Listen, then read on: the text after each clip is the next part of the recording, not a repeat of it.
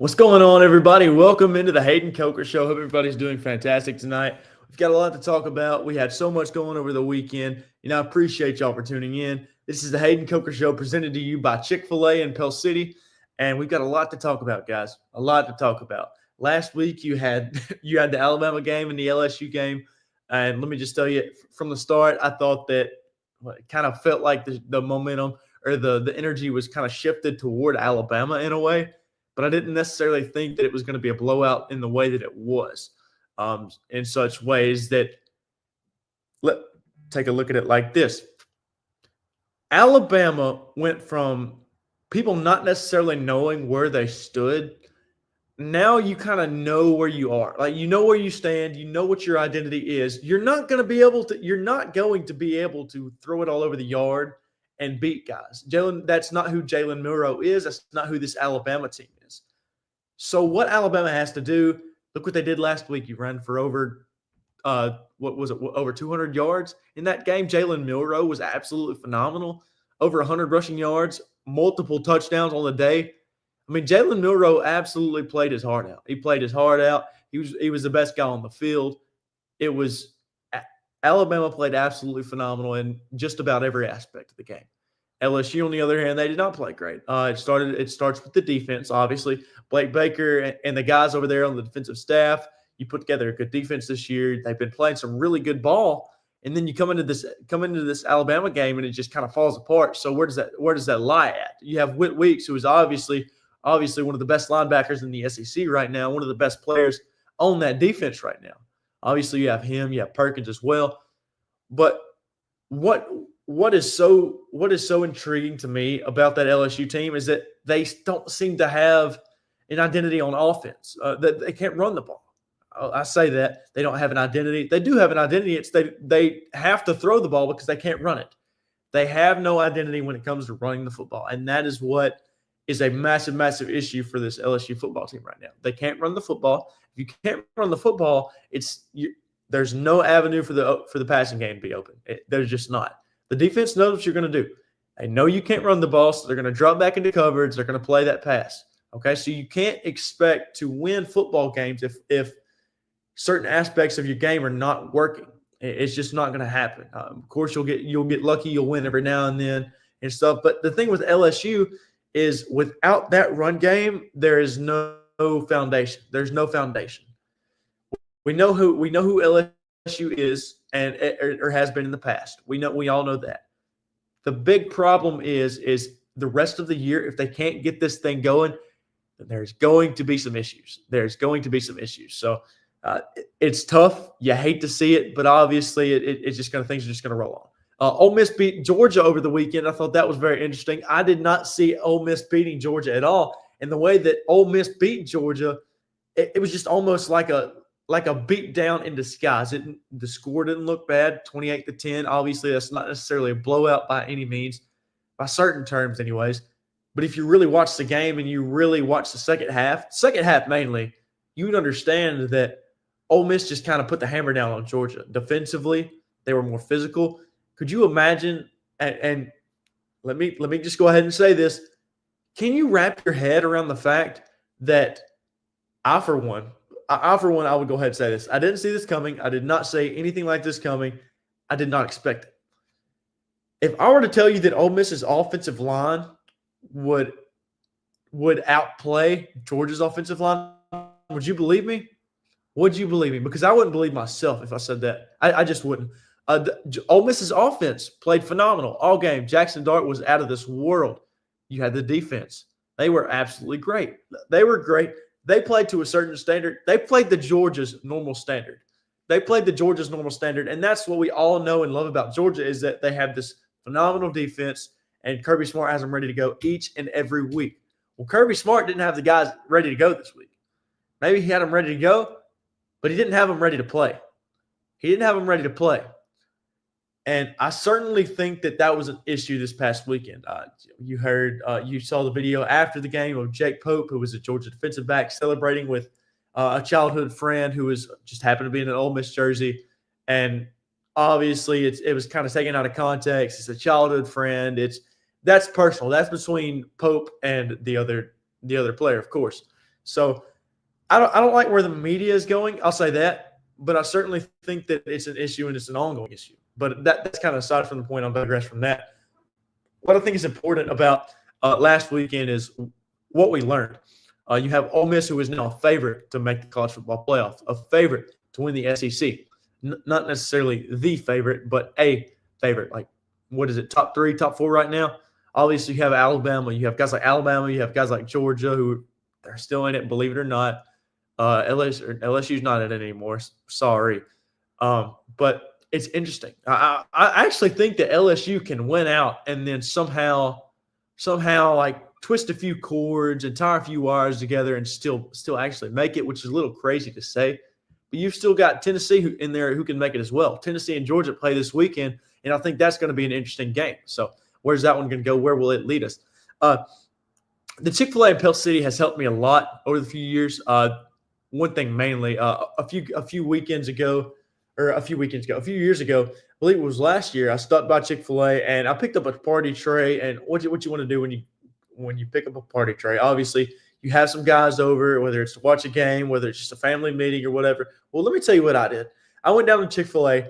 I got me a party tray, nuggets, by the way, came home, watched some football, and just had fun. So they can literally take care of your catering needs, whether it's a football game, whether it's anything you're gathering to congregate and eat food with. They got it covered for you guys. They really do. Also, the peppermint chip milkshake is coming back on November 18th. So, by the way, that's next Monday. So come back. We all know we love to celebrate Christmas a little bit early. So come back and try the peppermint chip milkshake at Chick-fil-A in Pell City. That's on Martin Street. Right as you're going into Pell City, you're literally your first right as soon as you get into the city. So it's awesome. It's good. You need to try it on Monday. J&K Tire has helped me a lot over the years as well. I went down there the other day, and a guy came in the tire shop, and he goes, "Hey, man, I need help. I need you to look at some of my struts and stuff." So he gets in. Kurt goes and looks at his struts. He's like, "Yeah, man, you need some new struts." So, by the way, good people, fantastic people. They'll go down there. They aren't high on price at all. They're not going to price gouge you, okay? These are some really good guys down there at J&K Tire. Call Kurt and the guys, and they will get everything covered for you.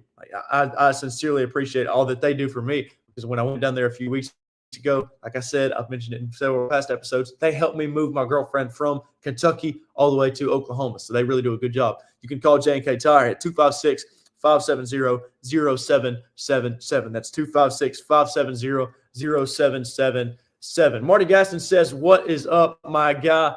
What's up, Marty? Hope you're doing well, my friend. And that's just that. That's just that, guys.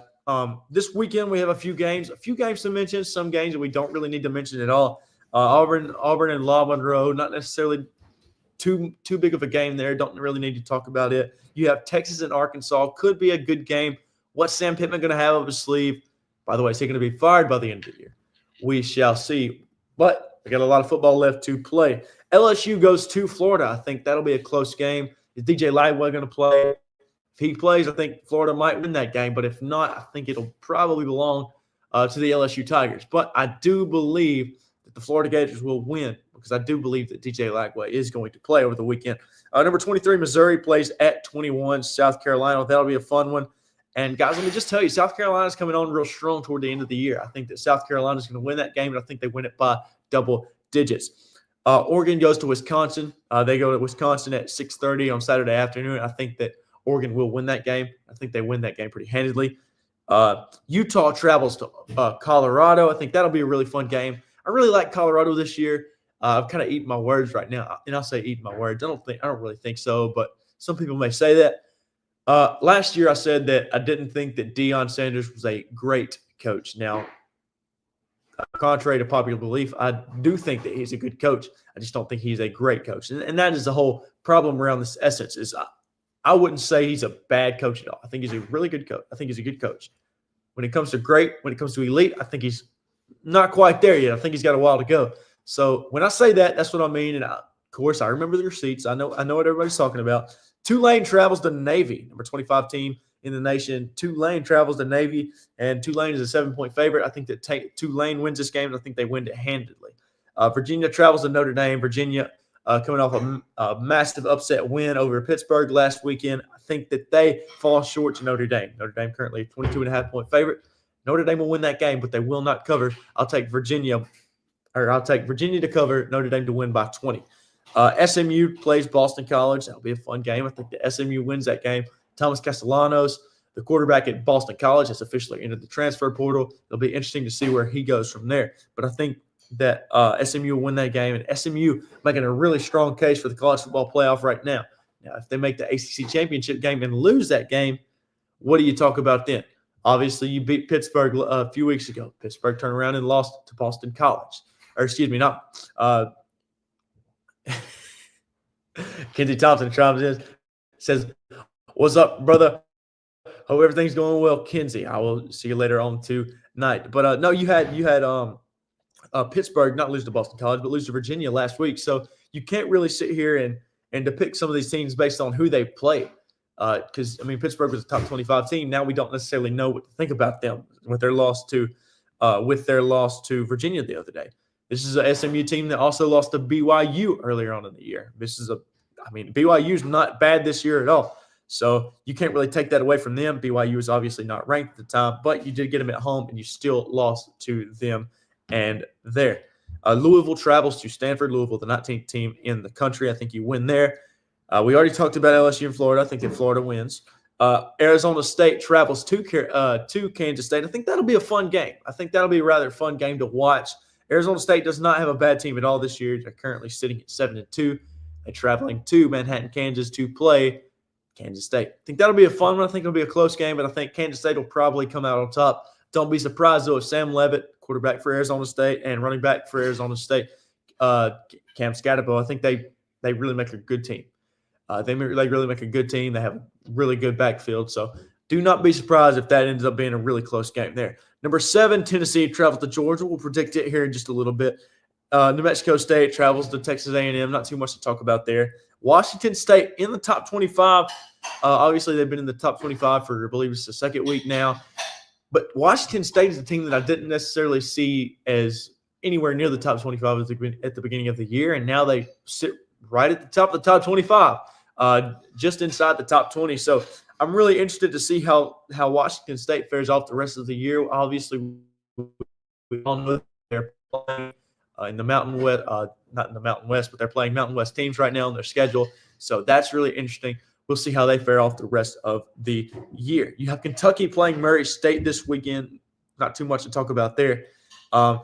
So some good games this weekend. Indiana awaiting. They're just sitting there waiting. You've got to win this week. If you win this week, turn around next week. You go to Ohio State, which is going to be a big noon kickoff game, obviously. Everybody hates it.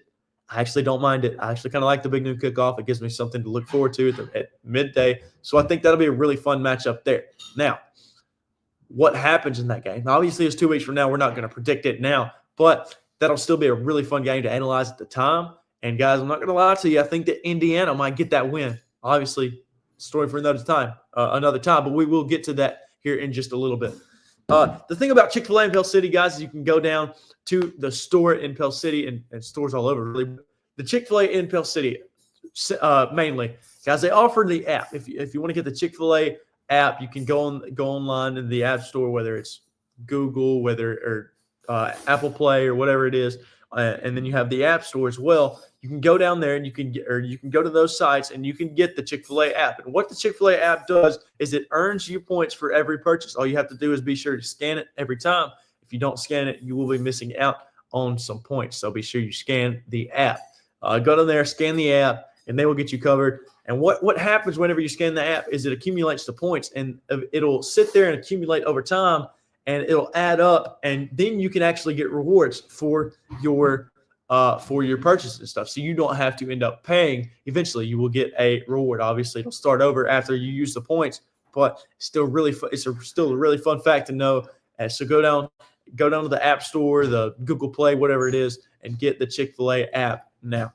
You can go down to J&K Tire in Still, Alabama, and you can get them to check out your oil if you need your oil changed, your tires rotated and balanced, whether it's your struts, your minor auto repairs, whatever it is. You can go down to J&K Tire in Still, Alabama, and they will get you fixed up. You can call J&K Tire at 256-570-0777. That's 256-570-0777. Kurt and the guys are great over there. They help me out a lot. So I would really appreciate it if you go down to J&K Tire and check them out as soon as you can. Obviously, if you don't have any problems with your car, don't go down there. Obviously, they're busy. They don't need you if you're not down there. Obviously, Kurt loves to talk to his guys and his customers and everything. So, but it's really fun. I went down there the other day, just talked with Kurt for a little bit, talked a little bit about the sponsorship and everything, and it was fun. So go down to J&K Tire in Steele, Alabama. Like I said, they'll get you figured out. But yeah, guys.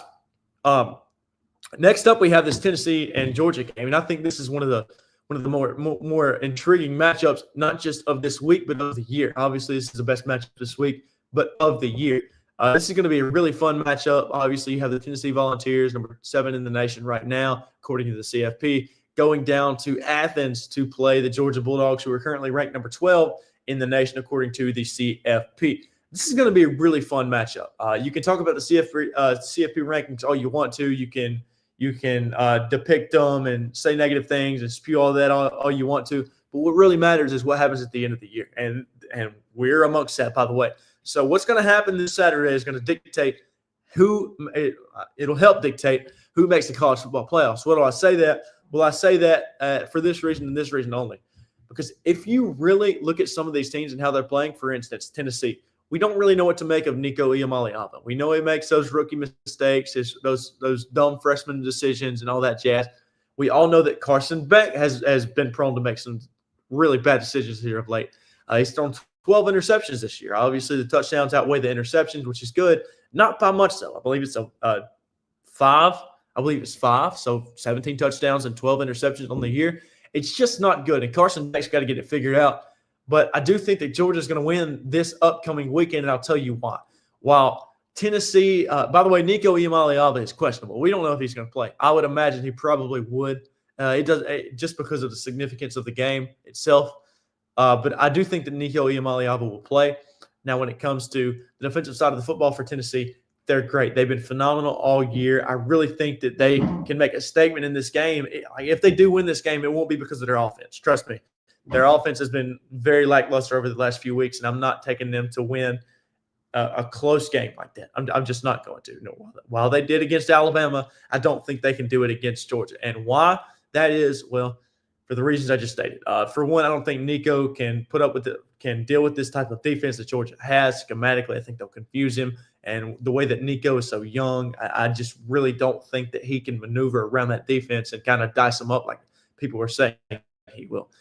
So I'll take Georgia, and I'll take Georgia because specifically, I think, like I said, I think their defense will kind of smother Nico and force him to make a few really costly decisions, which so will Carson Beck, by the way. He'll throw an interception in this game. He probably will.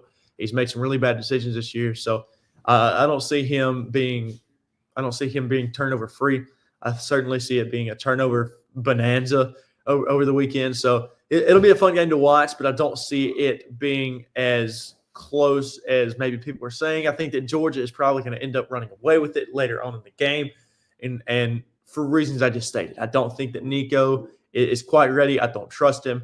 I don't think they will be able to run the ball as efficiently. Now, we have seen that, though. That's the thing. Ole Miss was able to run the ball efficiently on this Georgia defense. So we have seen it, but I don't think it'll happen this weekend. You're in Athens. Kirby Smart obviously has those guys pissed off, so I don't think that is going to be a factor in this game. Dylan Sampson obviously having a great game or having a great season so far. 20 touchdowns on the year, over 1,000 yards from scrimmage. The guy's been phenomenal. So I certainly think that he's great, but I cannot take him this weekend. I think that Georgia wins the game, and I think they win it by double digits, and I think they pull away a little bit late into the game. Probably more than likely into the fourth quarter, but I could see it happening in the third quarter. But it'll be fun to watch regardless. So I'm really excited. I think it'll be a fun game. We will see who wins that game Saturday afternoon. We will have some reaction. Obviously, you can catch me on Facebook, whether it's Facebook or Twitter. Twitter, my name is Hayden J. Coker. That's Hayden, the letter J, and Coker. And then we all know about Facebook because we're streaming on it right here. And then you can also follow and subscribe to my YouTube as well. That is HCS Media on there, and also my business page on Facebook, which is HCS Media on there. So, yeah, like I said, I highly appreciate it. And We'll learn a lot more about the two of these teams on Saturday night. We will. A lot more is to be learned. And we can firmly say that. I can firmly say that whoever wins this weekend, obviously Tennessee's still going to have a shot at the CFP if they do lose. But I kind of look at this as an elimination game. While there could be some chances that Tennessee still qualifies, keep in mind they have 2 losses right now. So does Georgia. Georgia's got 2 losses on the year. So this is a game, I wouldn't necessarily say elimination game because I think there's a lot of football left to be played. And I'm not necessarily sure how some of these Big Ten teams are going to fare off, like Indiana. So it'll be really, really interesting to see where exactly they're fare off. But could you imagine the type of heat that the college football playoff is going to hear whenever, well, I say whenever, if Indiana loses to Ohio State and Ohio State makes the playoffs? And, okay, let's say this. Ohio State makes the playoffs with the loss to Indiana. Maybe Indiana doesn't make the playoffs with a loss to Ohio State. Now, I get it, I understand, but look at it from a different standpoint. Look at it from this standpoint. Look at it from the view of who is Ohio State playing other than Penn State? Okay, well, if Indiana plays Ohio State really, really close, can you really make that argument anymore? What's one more game? I get it. It's a top 5 team. It's a top 5 matchup between Penn State and Ohio State. But what does that really matter anymore? What does it really matter anymore? So it's a 1-game difference. Indiana's schedule, I get it, guys. It's not great. They're playing the same guys that Ohio State is playing. So that's something to think about over the next few weeks as we start to approach the end of the season. I think it's an interesting topic of discussion. We'll talk about it a little bit more next week. We're short on time here tonight. That's why you had to push up the show a little bit earlier. So, but it's going to be fun, guys. It's going to be fun. The rest of the season is going to be great. I can't wait to break it down with you guys next week. We will be back next week the same time, Thursday at 6 o'clock. Well, I say same time, 15 minutes later, next Thursday at 6 o'clock. And I hope to see everybody there. Thank you guys for tuning in. I will see you guys next week. This has been the Hayden Coker Show, presented to you by the Chick-fil-A in Pell City. Take care, everybody. Have a good one, and God bless.